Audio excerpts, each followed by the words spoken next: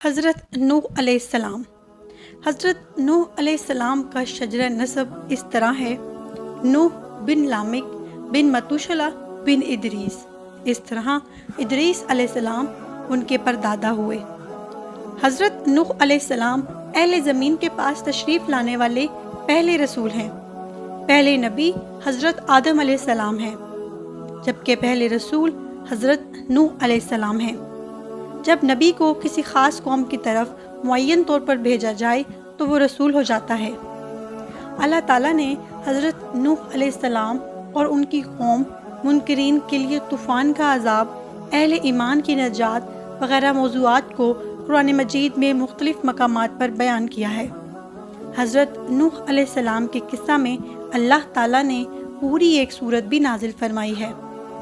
حضرت ابن عباس رضی اللہ عنہ سے روایت ہے کہ آپ صلی اللہ علیہ وآلہ وسلم فرماتے ہیں، حضرت آدم علیہ السلام اور حضرت نوح علیہ السلام کے درمیان 10 قرنوں کا فاصلہ ہے۔ ایک قرن 100 سال کا ہوتا ہے، یعنی 1000 سال۔ حضرت آدم علیہ السلام کے بعد 1000 سال توحید پر قائم رہنے کے بعد ان لوگوں میں بت پرستی کچھ اس طرح سے عام ہوئی کہ ان برے لوگوں میں بعض نیک لوگ بھی تھے۔ یہ برے لوگ ان نیک لوگوں سے محبت کرتے تھے اور ان کی شان میں بہت مبالغہ کرتے تھے۔ یہی چیز بعد میں شرک کی وجہ بنی۔ حضرت ابن عباس رضی اللہ عنہ فرماتے ہیں کہ سوا، یغوت، یعوق اور نصر حضرت نوح علیہ السلام کی قوم کے نیک لوگوں کے نام ہیں۔ یہ نیک لوگ بہت شہرت رکھتے تھے اور ان کے پیروکار ان سے محبت اور عقیدت رکھتے تھے۔ جب یہ نیک لوگ وفات پا گئے تو شیطان نے ان لوگوں سے کہا کہ جہاں یہ نیک لوگ بیٹھا کرتے تھے ان جگہوں پر پتھر کھڑے کر دیں اور ان پتھروں کو ان نیک لوگوں کے نام دے دیں۔ تو انہوں نے ایسا ہی کیا، لیکن جب وہ لوگ بھی فوت ہو گئے اور ان پتھروں کے متعلق معلومات کم رہ گئیں تو عقیدہ بدل گیا اور انہی پتھروں کی عبادت شروع کر دی۔ شرک شروع ہو گیا، ایک خدا کی عبادت ختم ہو گئی۔ جب زمین میں انتشار کی آگ پھیل گئی اور بت پرستی عام ہو گئی تو اللہ تعالیٰ نے اپنے بندے اور رسول حضرت نوح علیہ السلام کو مبعوث فرمایا تاکہ وہ اللہ کے بندوں کو بندگی کی دعوت دیں۔ حضرت نوح علیہ السلام نے لوگوں کو اللہ تعالیٰ کی عبادت کی دعوت دی اور انہیں حکم دیا کہ اللہ تعالیٰ کے ساتھ کسی کو شریک نہ بناؤ اور اللہ تعالیٰ کی عبادت کے ساتھ بتوں، مورتیوں اور طاغوت کی عبادت نہ کرو۔ آپ علیہ السلام نے انہیں تبلیغ فرمائی کہ اللہ تعالیٰ کے سوا کوئی عبادت کے لائق نہیں، کوئی اس کے بغیر پروردگار نہیں، تم سب اسی کو خدا مانو اور صرف اسی کی عبادت کرو۔ حضرت نوح علیہ السلام نے مشرکین کو اسلوب بدل بدل کر دعوت دی۔ انہیں کبھی تو رات کی تاریکیوں کی طرف متوجہ کیا اور کبھی دن کی روشنی کی طرف توجہ دلائی تاکہ وہ اس نظام کو دیکھ کر اللہ کا یقین کر لیں۔ لیکن تبلیغ کا کوئی طریقہ کارگر ثابت نہ ہوا۔ لوگ ضلالت اور سرکشی پر ڈٹے رہے اور بتوں اور مورتیوں کی عبادت کرتے رہے، بلکہ آپ کی تبلیغ سے ان کی دشمنی کا شعلہ بھڑک اٹھا اور وہ ہر وقت ہر لمحہ آپ کے خلاف سوچنے لگے۔ آپ علیہ السلام کی تبلیغ کو وہ تمسخر میں اڑا دیتے تھے اور آپ علیہ السلام اور آپ کے پیروکاروں کی شان میں گستاخی کر کے اپنے دل کی بڑھاس نکالتے۔ ان کی دشمنی کی کوئی حد نہ رہی اور آئے دن ان کی سرکشی میں اضافہ ہوتا گیا۔ حضرت نوح علیہ السلام 950 سال تک تبلیغ کرتے رہے۔ اتنی طویل مدت کی جد و جہد کے بعد بھی صرف 80 لوگ آپ علیہ السلام پر ایمان لائے، اور جو ایمان لائے ان کا شمار بھی فقراء، مساکین اور غلام قسم کے لوگوں میں ہوتا تھا۔ معاشرے میں ان کا کوئی مقام نہیں تھا۔ حضرت نوح علیہ السلام کے مغرور سرداروں نے جب اس صورتحال کو دیکھا تو اکٹھے ہو کر حضرت نوح علیہ السلام کے پاس آئے اور کہنے لگے، اے نوح، ہم چاہتے ہیں کہ ہم تیری باتیں سنیں اور لوگوں کو بھی تیری باتیں سننے کی ترغیب دیں اور سب تجھ پر ایمان لے آئیں، لیکن اس سے پہلے ایک شرط ہے، وہ یہ کہ آپ کے حلقے میں جو یہ ذلیل اور حقیر لوگ آ گئے ہیں انہیں دھکے دے کر اپنے پاس سے نکال دیں، اس لیے کہ ہم اپنی قوم کے سردار، مقام اور مرتبے والے لوگ ہیں، اس لیے کہ ہم ان فقیر لوگوں کے پاس نہیں بیٹھ سکتے۔ اگر آپ انہیں نکال دیتے ہیں تو ہم سب ایمان لے آئیں گے۔ حضرت ابراہیم علیہ السلام کہنے لگے، اس صورت میں تو میں کچھ نہیں کر سکتا۔ جب تم خود حقیقت کو نہ سمجھو تو میں اس دین کو تم پر مسلط نہیں کر سکتا۔ جو پیغام تمہاری دنیا اور آخرت میں کامیابی کا ضامن ہے، اس کی تبلیغ پر میں تم لوگوں سے کوئی معاوضہ طلب نہیں کرتا، اور نیک اعمال کا اجر تو میرا رب دینے والا ہے جو میرے لیے بہتر ہے، اور جو نیک لوگ میرے ساتھ ہیں وہ اپنے رب سے ملنے والے ہیں۔ مجھے خوف ہے اگر میں نے ان مخلص بندوں کو اپنے سے الگ کر دیا تو کل اپنے رب کو کیا منہ دکھاؤں گا۔ قرآن پاک میں اس واقعے کو سورۃ الشعراء آیت نمبر 115 میں کچھ اس طرح سے بیان کیا گیا ہے۔ فرمایا کہ ہم تجھ پر ایمان لائیں جبکہ تمہاری پیروی صرف گھٹیا لوگ کر رہے ہیں۔ آپ علیہ السلام نے فرمایا، مجھے کیا خبر کہ وہ کس نیت سے ایمان لائے، ان کا اجر تو میرے رب کے ذمہ ہے۔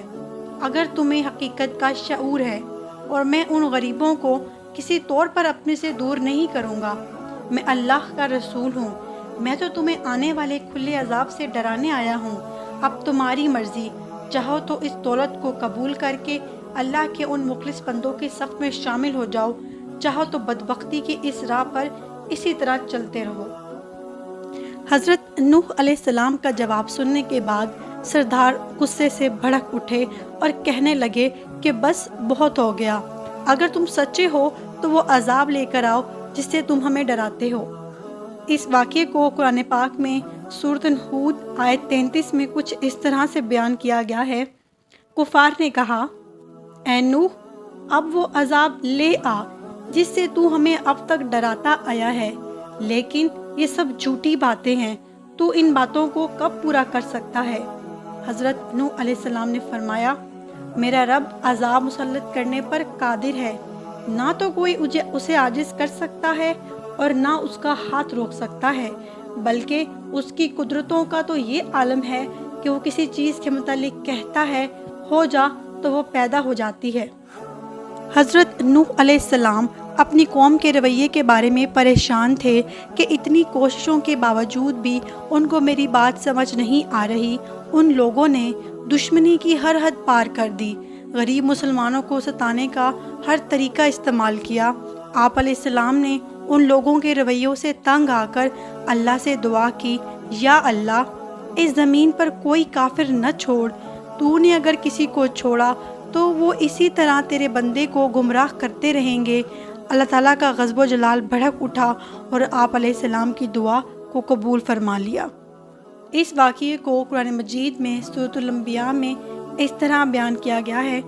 ترجمہ، اور یاد کرو نوح کو، جب انہوں نے ہمیں پکارا تو ہم نے قبول فرمایا ان کی دعا کو اور بچایا انہیں اور ان کے گھر والوں کو سخت مصیبت سے، اور ہم نے ان کی حمایت کی اس قوم کے مقابلے میں جنہوں نے ہماری آیتوں کو جھٹلایا تھا۔ بے شک وہ بڑے ناہنجار لوگ تھے، بس ہم نے غرق کر دیا ان سب کو۔ اسی واقعے کو قرآن مجید میں سورہ صفات میں کچھ یوں بیان کیا گیا ہے، اور پکارا ہمیں نوح نے، پس ہم بہترین فریاد سننے والے ہیں، اور ہم نے نجات دے دی انہیں اور ان کے گھرانے کو ایسی مصیبت سے جو بڑی زبردست تھی، اور ہم نے بنا دیا فقط اس کی نسل کو باقی رہنے والا، اور ہم نے چھوڑا ان کے ذکر خیر کو پیچھے آنے والوں میں۔ نوح پر سلام ہو تمام جہانوں میں، ہم اسی طرح بدلہ دیتے ہیں محسنین کو، بے شک وہ ہمارے ایماندار بندوں میں سے تھے، اور ہم نے غرق کر دیا اور دوسرے لوگوں کو۔ اللہ تعالیٰ فرماتے ہیں، جب نوح علیہ السلام نے ہمیں مدد کے لیے پکارا تو ہم نے اس کی مدد کی اور اسے ایک بڑی کشتی بنانے کا حکم دیا، لیکن نوح علیہ السلام نہیں جانتے تھے کہ وہ اتنی بڑی کشتی کیسے بنائے، اور نہ ہی وہ بڑھئی تھے کہ اس کام سے واقف ہوتے۔ اس لیے اللہ تعالیٰ نے ان کی طرف یہ وحی کی کہ ہماری آنکھوں کے سامنے اور ہماری وحی کے مطابق ایک کشتی تیار کرو۔ اللہ تعالیٰ نے وحی کے ذریعے ان کی رہنمائی کی اور مزید تعلیم کے لیے جبرائیل علیہ السلام کو بھیج دیا۔ وہ انہیں بتاتے گئے کہ اس طرح کشتی تیار کرو۔ حضرت نوح علیہ السلام ایک پہاڑ پر رہتے تھے۔ ان کے ارد گرد درخت نہیں تھے، چنانچہ انہوں نے بہت سارے درخت لگائے، پھر ان کو کاٹا اور کشتی بنانے لگے۔ آپ علیہ السلام بڑے بڑے تختے بناتے اور لوہا لاتے اور ان سے کیل تیار کرتے اور ان کیلوں کو تختے میں ٹھوکتے، ان تختوں کو آپس میں ملاتے، یہاں تک کہ ایک بہت بڑی کشتی تیار ہو گئی۔ ایک روایت کے مطابق حضرت نوح علیہ السلام نے اس کشتی کو 100 سال میں تیار کیا تھا۔ سورہ قمر آیت 13 میں ارشاد ہوتا ہے، اور ہم نے نوح کو اس کشتی میں سوار کیا جو تختوں اور کیلوں سے بنی ہوئی تھی۔ حضرت نوح علیہ السلام نے دعوت کا کام چھوڑ دیا اور کشتی بنانے لگے۔ وہ لوگ جب کشتی بناتا دیکھتے تو ان کا مذاق بنانے لگے، کہتے، نوح پہلے تو نبی تھا، اب بھڑئی بن گیا۔ مزید کہتے کہ یہ کیسا مجنون ہے جو پہاڑ پر کشتی بنا رہا ہے۔ اللہ تعالیٰ نے ان کافروں کے مذاق کا ذکر سورہ ہود آیات 38 اور 39 میں کیا ہے۔ نوح کشتی بنانے لگے، اس کی قوم کی جو جماعت اس کے پاس سے گزرتی وہ اس کا مذاق اڑاتے۔ وہ کہتے، اگر تم ہمارا مذاق اڑاتے ہو تو ہم بھی تم پر ایک دن ہنسیں گے جیسے تم مسخرہ پن کر رہے ہو۔ تمہیں بہت جلد معلوم ہو جائے گا کہ کس پر عذاب آتا ہے جو اسے رسوا کرے اور اس پر ہمیشہ کا عذاب اتر آئے۔ اس کشتی کا حلیہ حضرت ابن عباس رضی اللہ عنہ کچھ یوں بیان فرماتے ہیں کہ حضرت نوح علیہ السلام نے پہاڑ پر ایک کشتی تیار کی اور اسے تارکول سے لت پت کیا۔ اس کشتی کا طول 300 گز، اونچائی 30 گز اور عرض 50 گز تھا۔ ایک اندازے کے مطابق اس کا طول 1 کلومیٹر سے زیادہ تھا اور بلندی اور اونچائی 30 ہاتھ تھی۔ اور یہ کشتی عام کشتیوں کی طرح اوپر سے کھلی نہیں تھی، جس طرح اسے نیچے سے بند کیا گیا تھا اسی طرح اوپر سے بھی بند تھی، تاکہ اوپر سے جو بارش برسے وہ انہیں نقصان نہ دے، تو گویا وہ ایک گیند کی مانند تھی۔ اس کشتی میں الگ الگ 3 درجے تھے، ہر درجے میں ایک دروازہ تھا، اور یہ دروازے اس طرح بنائے گئے تھے کہ ہر دروازے کے اوپر ایک دروازہ تھا۔ یہ اس کشتی کا حلیہ تھا۔ اس کے بعد طوفان آیا۔ اللہ تعالیٰ نے نوح علیہ السلام کو اس طوفان کے ظہور کی ایک نشانی بتائی تھی۔ نوح علیہ السلام کے گھر میں ایک تنور تھا۔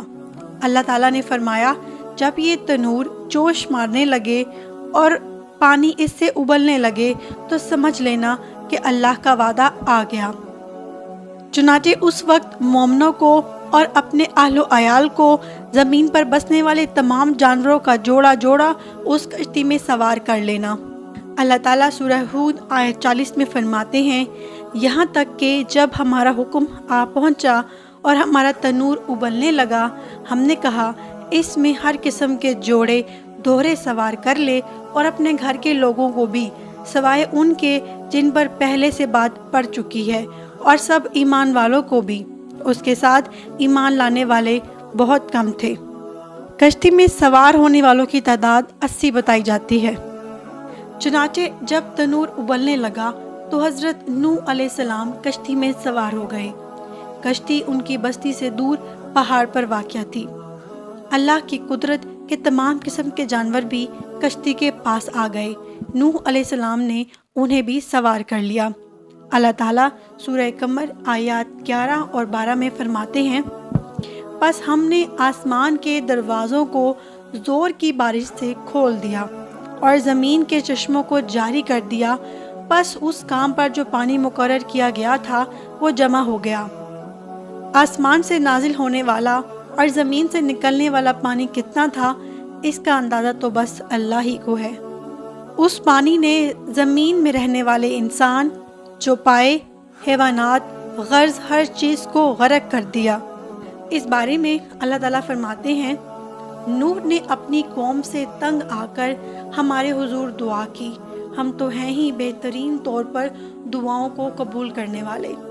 فوراً ان کی دعا قبول کر لی اور اس تکلیف اور ایذا سے انہیں بچا لیا جو انہیں روزمرہ کفار سے پہنچ رہی تھی، اور ان کی اولاد کو باقی رہنے والا بنا دیا۔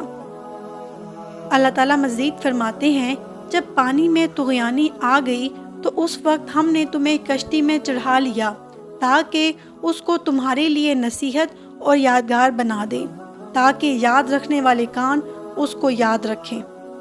یعنی پانی اتنا زیادہ ہو گیا کہ اس سے تمام شہر، بستیاں، انسان اور جانور غرق ہو گئے، یہاں تک کہ پانی بلند پہاڑوں سے بھی اونچا ہو گیا، اور اتنے بلند پانی پر یہ کشتی نوح علیہ السلام اور ان کے ساتھیوں کو اپنے دامن میں سمیٹے اللہ کے حکم اور اس کی حفاظت میں پہاڑ کی طرح رواں دواں تھی، ورنہ اتنے طوفانی پانی میں کشتی کی حیثیت ہی کیا ہوتی ہے۔ حضرت نوح علیہ السلام کشتی میں سوار ہوئے اور اپنے ساتھیوں سے کہنے لگے، یہ دعا پڑھیے، اللہ ہی کے نام سے اس کشتی کا چلنا اور ٹھہرنا ہے، یقیناً میرا پالنے والا بڑی بخشش اور رحم والا ہے۔ یہی اللہ تعالیٰ کا حکم آپ کو تھا کہ جب تم اور تمہارے ساتھی ٹھیک طرح بیٹھ جاؤ تو کہنا، سب تعریف اللہ ہی کے لیے ہے جس نے ہمیں ظالم لوگوں سے نجات عطا فرمائی، اور کہنا کہ اے میرے رب، مجھے بابرکت اتارنا اور تو ہی بہتر اتارنے والا ہے۔ اللہ تعالیٰ نوح علیہ السلام کو نصیحت کر رہے ہیں کہ اللہ تعالیٰ آپ کو اور آپ کی اہل کو نجات عطا فرمائیں گے۔ کشتی میں نوح علیہ السلام کے کافر بیٹے کے علاوہ تمام گھر والے سوار تھے۔ آپ کے کافر بیٹے کا نام کنعان تھا۔ نوح علیہ السلام نے اسے پکارا، میرے بیٹے، اس کشتی میں آ جا اور کافروں کا ساتھی نہ بن۔ لیکن اس بدبخت نے کہا، میں ابھی کسی پہاڑ کی چوٹی پر پناہ لے لوں گا جو مجھے اس طوفان سے بچائے گی۔ نوح علیہ السلام نے فرمایا، آج اللہ کے حکم سے کوئی بچانے والا نہیں۔ باپ اور بیٹے کے درمیان یہ گفتگو جاری ہی تھی کہ اسے ایک طوفانی موج نے اپنی زد میں لے لیا اور غرق کر دیا۔ نوح علیہ السلام سے اللہ تعالیٰ نے وعدہ کر رکھا تھا کہ اللہ ان کے اہل و عیال کو نجات عطا فرمائے گا۔ چنانچہ جب آپ کی آنکھوں کے سامنے آپ کا بیٹا غرق ہو گیا تو وہ پکار اٹھے، اے اللہ، میرا بیٹا میرے گھر والوں میں سے تھا، اور تم نے مجھ سے وعدہ کیا تھا کہ تو میرے گھر والوں کو نجات عطا کرے گا، اور تو تمام حاکموں سے بہتر حاکم ہے، لہٰذا ناممکن ہے کہ تیرا وعدہ پورا نہ ہو۔ واضح رہے کہ یہ بحث نہیں تھی، آپ صرف وضاحت چاہتے تھے۔ اللہ تعالیٰ نے فرمایا، اے نوح، وہ تیرے اہل سے نہیں تھا کیونکہ وہ کافر تھا۔ کفر نسبی تعلق کو کاٹ دیتا ہے۔ ہمارے لیے بھی یہی حکم ہے کہ کسی مومن کا کافر کے ساتھ رشتہ نہیں ہو سکتا۔ اللہ تعالیٰ نے حضرت نوح علیہ السلام کو نصیحت فرمائی، آپ ہرگز وہ چیز نہ مانگیں جس کا آپ کو علم ہی نہ ہو، اور ہم آپ کو نصیحت کرتے ہیں کہ جاہلوں میں اپنا شمار کرانے سے باز آئیں۔ جب نوح علیہ السلام یہ جان گئے کہ ان کا سوال واقعے کے مطابق نہیں تھا تو فوراً اللہ تعالیٰ سے رجوع کر لیا اور اللہ تعالیٰ سے اس کی رحمت اور مغفرت کے طالب ہوئے۔ اس موقع پر انہوں نے دعا کی، اے میرے پروردگار، میں تیری ہی پناہ چاہتا ہوں اس بات سے کہ تجھ سے وہ مانگوں جس کا مجھے علم ہی نہ ہو۔ اگر تو مجھے نہ بخشے گا اور تو مجھ پہ رحم نہیں کرے گا تو میں خرابی والوں میں ہو جاؤں گا۔ اپنے بیٹے کے متعلق سوال کے علاوہ حضرت نوح علیہ السلام نے اللہ کی کوئی نافرمانی نہیں کی تھی۔ کشتی پانی کی موجوں پر بلند ہو رہی تھی اور زمین پر موجود ہر چیز غرق ہو چکی تھی۔ حضرت ابن عباس رضی اللہ عنہ سے روایت ہے کہ حضرت نوح علیہ السلام اور ان کے ساتھی 6 ماہ کشتی میں رہے، اور بعض روایات میں یہ بھی ہے کہ وہ محرم کی 10 تاریخ کو کشتی سے نیچے اترے۔ آخر اللہ تعالیٰ کے حکم سے طوفان رک گیا۔ اللہ نے زمین کو حکم دیا کہ وہ تمام پانی کو نگل جائے۔ زمین نے سارا پانی نگل لیا، زمین خشک ہو گئی۔ اللہ تعالیٰ سورہ ہود آیت نمبر 44 میں فرماتے ہیں، اور فرما دیا گیا کہ اے زمین اپنے پانی کو نگل جا، اور آسمان بس کر تھم جا، اسی وقت پانی سکھا دیا گیا اور کام پورا کر دیا گیا، اور کشتی جودی نامی پہاڑ پر جا ٹھہری، اور فرما دیا گیا کہ ظالم لوگ اللہ کی رحمت سے دور ہیں۔ کشتی جودی پہاڑ پر جا کر ٹھہر گئی۔ اب انہیں حکم ہوا کہ سلامتی کے ساتھ کشتی سے اتر آئیں۔ آپ پر بھی برکت نازل ہوگی اور ان قوموں پر بھی جو آئندہ آپ کی نسل سے پیدا ہوگی۔ بہت سی روایات میں یہ بات مذکور ہے کہ نوح علیہ السلام ایک لمبی مدت یعنی 6 ماہ کشتی میں طوفان تھمنے کا انتظار کرتے رہے۔ آپ نے طوفان کے حالات معلوم کرنے کے لیے ایک کبوتر بھیجا جو واپس آ گیا۔ اسے پاؤں رکھنے کی جگہ نہ ملی۔ اسے دوبارہ بھیجا گیا تو وہ پھر واپس آ گیا۔ چند دن بعد اسے پھر بھیجا گیا تو وہ اپنی چونچ میں زیتون کی ایک ٹہنی لیے ہوئے تھا۔ اس سے نوح علیہ السلام نے معلوم کر لیا کہ پانی زمین سے کچھ ہی اونچا رہ گیا ہے اور درخت وغیرہ اگ چکے ہیں۔ کچھ دن بعد اسے پھر بھیجا گیا۔ اس مرتبہ جب وہ واپس لوٹا تو اس کے پاؤں خاک آلود تھے۔ نوح علیہ السلام نے سمجھ لیا کہ طوفان تھم چکا ہے اور زمین خشک ہو چکی ہے۔ سیرت نگاروں کا کہنا ہے کہ کبوتر کا آنا سلامتی کی علامت تھا اور اس کی چونچ میں زیتون کی ٹہنی نوح علیہ السلام کی بادشاہت کی طرف اشارہ تھا۔ اس طرح نوح علیہ السلام زمین پر اتر آئے۔ اس وقت اولاد آدم میں سے کوئی بھی انسان سوائے کشتی میں سوار لوگوں کے نہیں بچا تھا۔ جزیرہ عرب، فلسطین اور اس کے ارد گرد کا علاقہ غرق ہونے سے محفوظ رہا۔ اس کے علاوہ تمام زمین غرق ہو گئی تھی۔ صرف حضرت نوح علیہ السلام سے اولاد پیدا ہوئی اور زمین میں ان کی اولاد کے علاوہ اور کسی کی نسل باقی نہ رہی۔ اسی وجہ سے نوح علیہ السلام کو آدم ثانی اور ابو البشر ثانی کہا جاتا ہے۔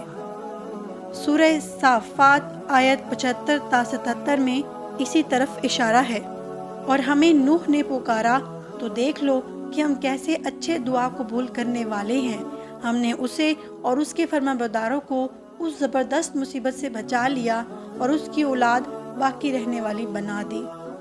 حضرت نوح علیہ السلام کے 3 بیٹے تھے، سام، حام اور یافس۔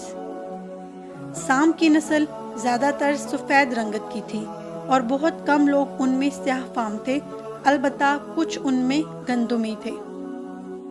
حام کی اولاد کی اکثریت سیاہ فام تھی، ان میں بہت کم لوگ سفید رنگ کے تھے، اور یافس کی اولاد سرخی مائل رنگ کی تھی۔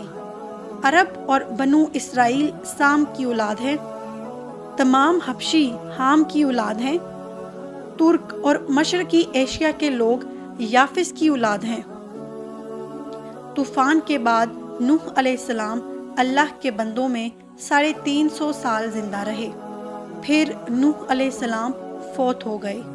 مضبوط ترین روایت کے مطابق آپ مکہ میں دفن ہوئے، ایک دوسری روایت کے مطابق آپ لبنان میں دفن ہوئے۔